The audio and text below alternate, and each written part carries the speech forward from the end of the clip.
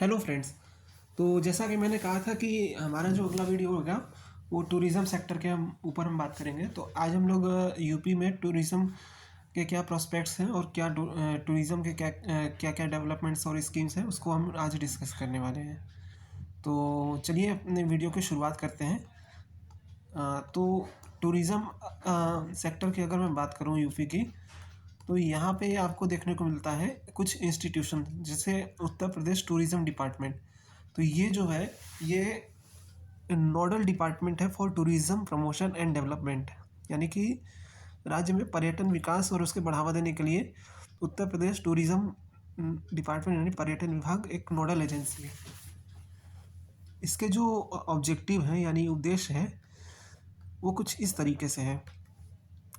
जैसे इस infra development के लिए, मतलब टूरिज़्म के सेक्टर में इंफ्रा डेवलपमेंट के लिए स्कीम का क्रिएट करना। फिर उसके बाद जितने भी पर्यटन सर्किट है या टूरिस्ट स्पॉट है उसको आइडेंटिफाई करना, जो टूरिस्ट स्पॉट है उसको उसका विकास करना, और प्राइवेट प्लेयर्स को भी टूरिज़्म सेक्टर में प्रमोट करना। तो ये इस और इन सब के अलावा कुछ महोत्सव का आयोजन कराना, महोत्सव और मेलों का आयोजन कराना जिससे टूरिज़्म को भी बढ़ावा मिले। Conservation and promotion of historical, religious and cultural tradition of the state. तो राज्य के जो ऐतिहासिक, धार्मिक और सांस्कृतिक परंपराएं हैं उनका संरक्षण इसका उद्देश्य है। इसके अलावा अगर मैं बात करूं तो कुछ मेजर प्रोग्राम चलाना जिससे कि राज्य में जो रोज़गार की समस्या है, रोज़गार सृजन हो और जो गरीबी है उसको हटाया जा सके, और स्वच्छता मिशन और पूंजी निवेश का भी एक मौका बने रहे। इसके अलावा राज्य में टूरिस्ट लिटरेचर यानी कि पर्यटन साहित्य का उपलब्ध कराना पर्यटकों के लिए। ठीक है, तो ये कुछ उत्तर प्रदेश टूरिज़्म डिपार्टमेंट के ऑब्जेक्टिव हैं यानी उद्देश्य हैं। अब हम बात करते हैं Uttar Pradesh state tourism development corporation यानी यूपी STDC। तो ये जो है 1974 में इसकी स्थापना हुई थी, और इसका जो उद्देश्य है वो इंफ्रास्ट्रक्चर डेवलप करना है टूरिस्ट एकोमोडेशन के लिए। इस इंफ्रास्ट्रक्चर डेवलपमेंट में क्या क्या है, तो सबसे पहला है टूरिस्ट एकोमोडेशन के लिए, यानी कि जहाँ पे टूरिस्ट रुकेंगे। फिर इसके बाद रिक्रिएशनल एक्टिविटी और पर्यटन को बढ़ावा देने के लिए। इसके अलावा दूसरी चीज़ है उत्तर प्रदेश टूरिस्ट पॉलिसी 2022 लाई गई थी, और इसे 16 नवंबर 2022 को अप्रूव किया गया था। इसके जो उद्देश्य है वो इस प्रकार से है। जैसे राज्य में विभिन्न जो स्पिरिचुअल और रिलीजियस अट्रैक्शन है उनका एक कनेक्टिविटी, रोड कनेक्टिविटी अच्छा रहे। रोड या किसी भी तरीके का कनेक्टिविटी, चाहे रेल कनेक्टिविटी हो या रोड कनेक्टिविटी, उसको बात कर रहे थे। दूसरा है destination for meeting, incentive, conference and exhibition, MICE segment. तीसरा है collaboration between public and private sector to build world class tourist centric ecosystem. तो पब्लिक प्राइवेट पार्टनरशिप के ऊपर भी इसका फोकस है। चौथा है इंफ्रास्ट्रक्चर डेवलप अपग्रेडेशन। पांचवा है develop new tourist production like caravan tourism, adventure activity, water sport etcetera. तो ये कुछ नए टूरिस्ट प्रोडक्ट हैं जिनको डेवलप करना भी यूपी STDC के तहत आता है। अब इसके कुछ प्रावधान है। तो फोकस टूरिस्ट डेस्टिनेशन को डेवलप करना। दूसरा है develop thematic areas across UP to promote niche tourism. तो ये हो गया। तीसरा है आपका harness the potential of existing mega circuit. फिर उसके बाद अगर मैं बात करूं तो अगला है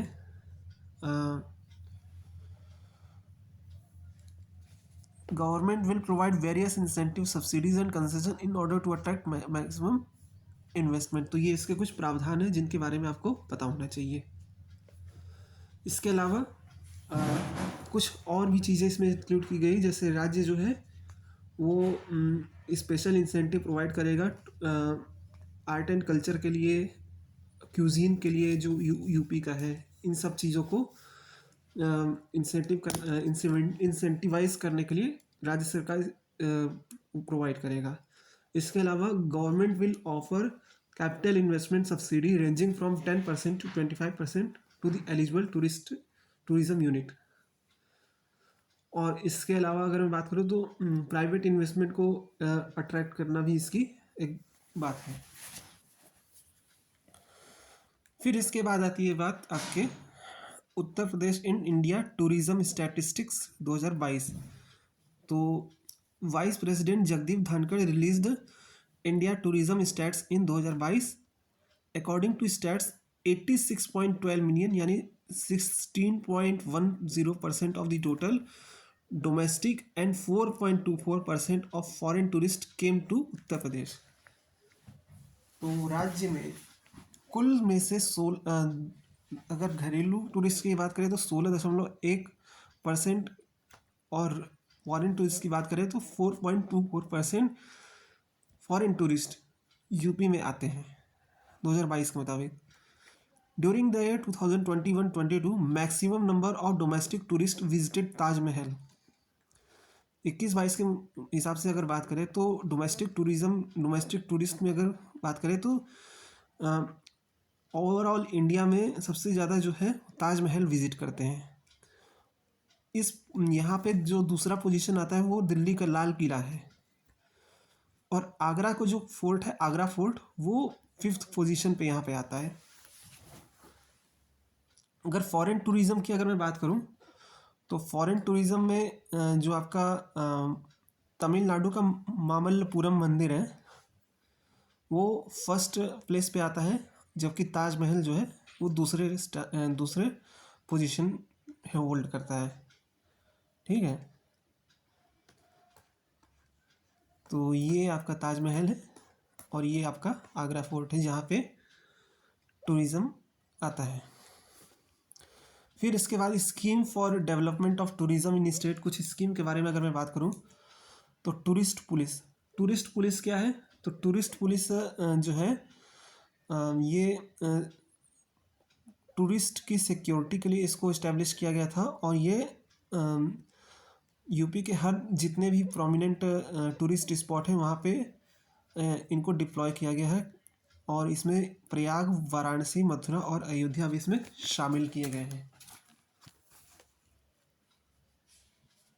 तो ये आपका चीज़ है। Similar to Agra specialised tourism police station will be set up at Varanasi, Ayodhya, Mathura, Prayag. तो मतलब ये है कि कुल मिला के इन जगहों पे एक टूरिस्ट पुलिस की पूरी बंदोबस्त की गई है। दूसरा है वन स्टॉप ट्रैवल सॉल्यूशन। ये क्या है? तो ये एक ऐसा पोर्टल है जहाँ पे आपको एक ही छत के नीचे सारी सुविधाएं आपको मिलेंगी। जैसे यहाँ पे आप होटल बुक कर सकते हैं, फ्लाइट ट्रेन की टिकट बुक कर सकते हैं, कैब या बसेस की भी राइड आप बुक कर सकते हैं। ये सब आपको एक पोर्टल के तहत आपको मिल जाएगा। ये जो है आपको 8 लैंग्वेजेस में इसकी ये पोर्टल अवेलेबल है, जिसमें आपका जर्मन है, फ्रेंच है, जापानीज़ है, कोरियन है, मराठी, हिंदी और इंग्लिश। तो ये इन लैंग्वेजेस में ये सब उपलब्ध है। फिर ऑर्गेनाइजेशन ऑफ टूरिज़्म फेस्टिवल, इसके तहत कई सारे राज्य में टूरिज़्म फेस्टिवल को आयोजन किया जाता है, जिससे कि राज्य में जो टूरिज़्म सेक्टर है उसका अच्छा बढ़ोतरी हो। इसमें सबसे पहला है बुंदेला महोत्सव, फिर लखनऊ महोत्सव, अयोध्या दीपोत्सव। ये सब इसके कुछ फेस्टिवल्स ऑर्गेनाइज किए जाते हैं। इसके अलावा भी अगर मैं बात करूं तो balloon festival, Uttar Pradesh travel mart, travel writers conclave, international literature festival, international Ramayana conclave, ये सब इसमें लेटेस्ट एडिशन है। ठीक है, तो ये हो गया आपका स्कीम्स जो कि टूरिज़्म को विकसित करने के लिए आपके ज़रूरी है। ये आपका एक मैप है जिसमें आप देख सकते हैं कि यूपी के किन किन इलाकों में कहाँ कहाँ टूरिस्ट प्लेसेस हैं। हालांकि टूरिस्ट प्लेसेस यूपी में कितने हैं और कहाँ कहाँ पे हैं, इसका मैं एक अलग वीडियो ही लेके आऊँगा, ठीक है, तो आपको टेंशन लेने की ज़रूरत नहीं है। फिर अगर मैं बात करूँ तो UP pro poor tourism development project, यहाँ पे कुछ स्कीम्स हैं जिनके बारे में मैं आपको बात कर रहा हूँ। तो यहाँ पे ये ऐसी स्कीम है जो कि आपके जो पुअर लोग होते हैं यानी गरीब वर्ग तबके के लोग होते हैं, उनको जो है सपोर्ट करने के लिए ये स्कीम लाई जाती है, ठीक है। तो ये सारी चीज़ें इस स्कीम के तहत आती हैं। तो सबसे पहला इसमें आता है, अगर इन स्कीम्स की अगर बात करें तो पहला है पेइंग गेस्ट स्कीम। तो यहाँ पे ये होता है कि it aims to provide additional accommodation facility to tourist at reasonable prices, ठीक है। ये जो है छः प्रोमिनेंट मतलब छः मशहूर जगहों पे इसको शुरू किया जा रहा है। और वो छः जगह है आपके लखनऊ, आगरा, वाराणसी, प्रयागराज, झांसी और गोरखपुर। तो ये पहला हो गया। फिर आता है बेड ब्रेकफास्ट स्कीम। ये स्कीम यूनियन गवर्नमेंट की incredible India bed and breakfast scheme के ही तरह है। मेन चीज़ ये है कि ये जो स्कीम है ये 2008 में राज्य सरकार द्वारा शुरू की गई थी। और जो इसका एम है ये अफोर्डेबल रेट्स पे होम स्टे टूरिस्ट को अवेलेबल कराना है, ठीक है। तो ये इसका एम है। It provides a unique opportunity to foreign tourist to experience stay with an Indian family and enjoy home made Indian delicacies. तो ये इस स्कीम की एक और खासियत है जिसे आपको पता होना चाहिए, ठीक है। फिर आता है air service policy and development of new airports. इसके तहत जो बुद्धिस्ट सर्किट है उन्हें सबसे ज़्यादा इसका फ़ायदा मिलेगा। तो ये एयर सर्विस पॉलिसी है। यहाँ पे क्या है कि ये राज्य सरकार द्वारा चालू किया गया है। और यहाँ पे लखनऊ से लेकर इलाहाबाद, लखनऊ से लेकर कुशीनगर, लखनऊ से लेकर गोरखपुर, लखनऊ से लेकर चित्रकूट, लखनऊ मुईरपुर, ये सब प्रोमिनेंट प्लेसेस हैं जहाँ पे एयर सर्विस शुरू किया जाएगा, ठीक है। फिर आता है डिस्कवर योर रूट्स। तो ये जो स्कीम है, this scheme is for person of Indian origin from Uttar Pradesh, Mauritius, Fiji, Trinidad and in other Commonwealth countries. तो मतलब ये उन लोगों के लिए है जो कंट्री से माइग्रेट कर गए हैं और जिनकी जड़ें उत्तर प्रदेश से रहती थी। तो ये स्कीम उन लोगों के लिए है। कहा जाता है कि 10 मिलियन पीपल जो है वो person of Indian origin Mauritius, Fiji, Trinidad और अन्य कॉमनवेल्थ कंट्रीज़ में रहते हैं। और ये 19th और 20th सेंचुरी में माइग्रेट कर गए थे। इनमें से ज़्यादातर लोग ईस्टर्न यूपी से बिलोंग करते थे, मतलब इनकी जो जड़ें थी ईस्टर्न यूपी से थी। और इनका जो प्लेस ऑफ बर्थ ओरिजिन है ये उसी के बेसिस पे यूपी में टूरिज़्म को प्रमोट किया गया है। तो ये ये स्कीम हो गई। फिर इसके अलावा अगर मैं बात करूँ तो एक और स्कीम आती है, वो है आपकी रोपवे स्कीम। रोपवे स्कीम आपकी क्या है, ये है आपकी ropeway scheme.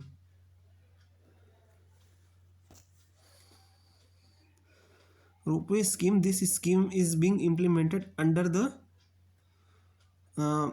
PPP mode. PPP mode के तहत इस स्कीम को लाया गया है।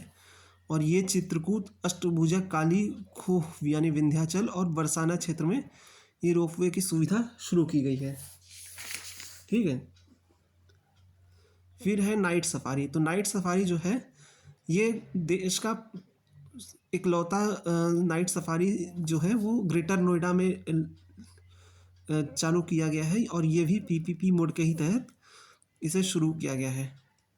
अब हम कुछ टूरिस्ट सर्किट की अगर बात करें, टूरिज़्म सर्किट, तो राज्य में कुछ टूरिस्ट सर्किट है जिनके बारे में आपको पता होना चाहिए।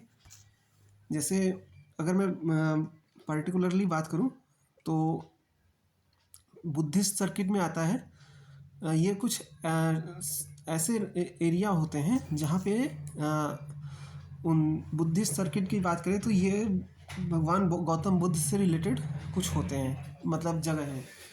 तो उनमें से पहली जगह है कपिल वस्तु, दूसरी है कुशीनगर, है ना, कपिल वस्तु, कुशीनगर, संकासिया, सारनाथ और श्रावस्ती। तो ये बुद्धिस्ट सर्किट में आते हैं। फिर बुंदेलखंड सर्किट की अगर बात करें तो इसमें आता है बिठूर, चित्रकूट, झांसी, कालिंजर और महोबा। ये आपके बुंदेलखंड सर्किट में आ गए। व्रत सर्किट में अगर मैं बात करूं तो व्रत सर्किट में आपके आते हैं आगरा, मथुरा और वृंदावन। अवध सर्किट में लखनऊ, देवा शरीफ, नैमिषारण्य और अयोध्या। विंध्य वाराणसी सर्किट में अगर बात करें तो वाराणसी, चुनार और विंध्याचल।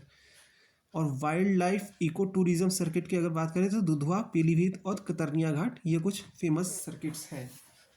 इसके अलावा कुछ अन्य सर्किट हैं जिनके बारे में आपको पता होना चाहिए, जैसे महाभारत सर्किट। तो महाभारत सर्किट में जो है वो हस्तिनापुर जो कि मेरठ में पड़ता है, काम्पिल्य जो कि फर्रुखाबाद में है, अहिछत्र जो कि बरेली में है।